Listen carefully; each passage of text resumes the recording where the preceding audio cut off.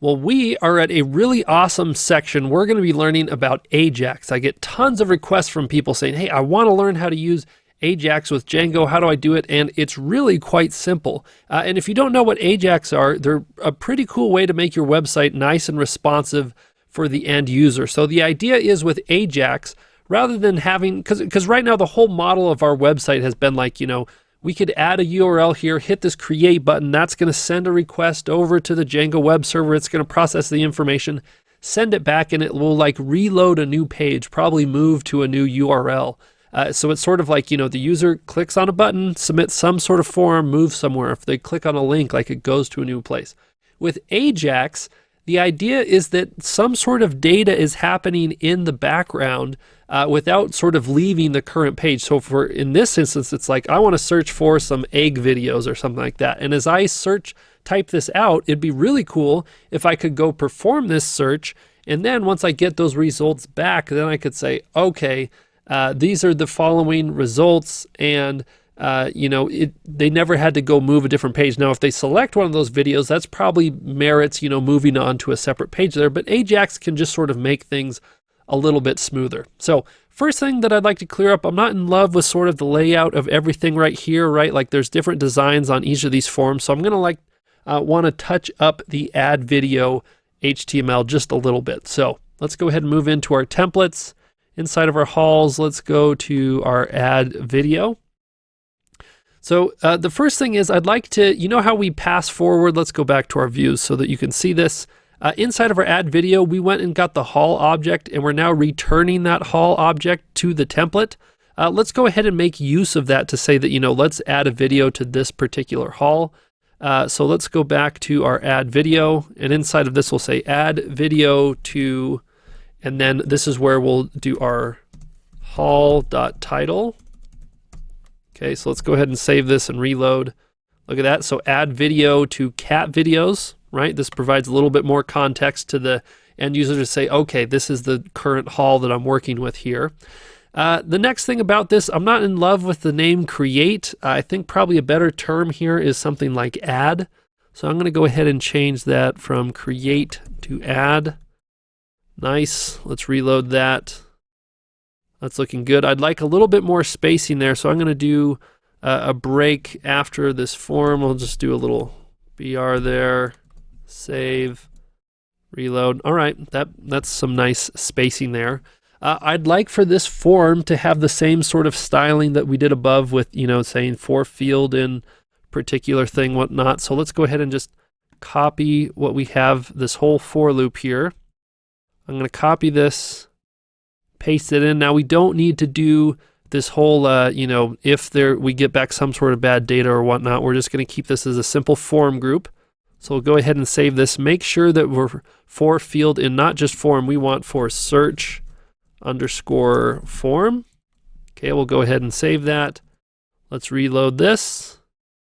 Okay, now we don't see anything anymore. Let's see what we've got wrong going on here. Okay, for field in search. Oh, you got to spell search correctly. Search form. Okay, let's try that now. Okay, there we go. Search for videos. There we go. This is looking much, much better. Okay, so now that design-wise everything is looking good, let's go ahead and talk about the basics of AJAX. So the idea is that with AJAX, you're going to have some data go out and be fetched from the server, come back and displayed somewhere. So we have to have a place to display that information.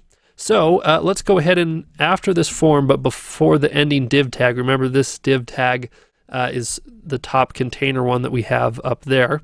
What we want to do is make a new div, and this div is going to hold the information that we get back. So I'm going to make this div, and I'm going to give it an ID of something like search _ results. Okay, make sure that we'll have our little ending div tag there. Excellent. And then this is where we now move into our JavaScript. Now with our JavaScript, we're going to be using something called jQuery to perform our AJAX. Now we should already have this. If we go to our base.html, you can see this is imported here, this jQuery.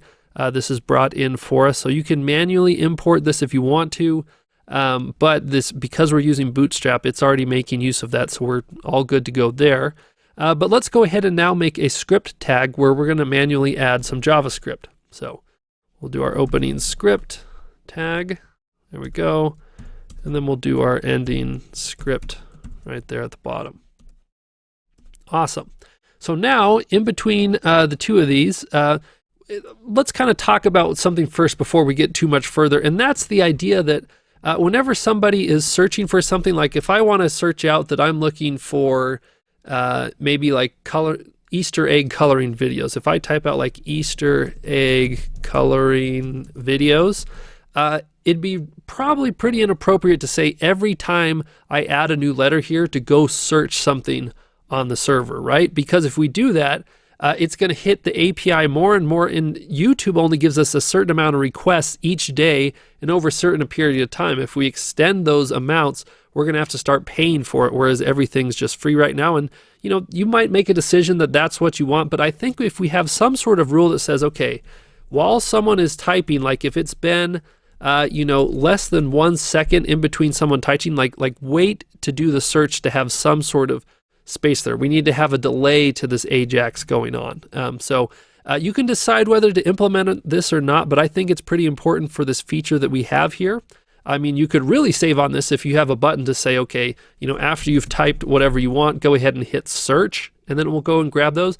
But I really love the idea of AJAX just as the user types that they're going to get back the results that they're looking for. So all that was to say we're going to create a new variable here that we're going to call delay timer, and we won't set that equal to anything now. We'll just go ahead and create that. So we've got our delay timer here.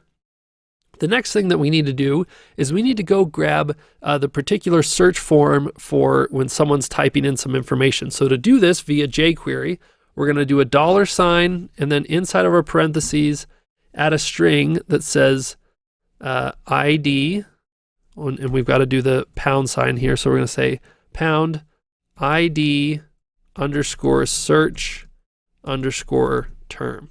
All right. So we'll go ahead and save this to make sure that this is the proper one.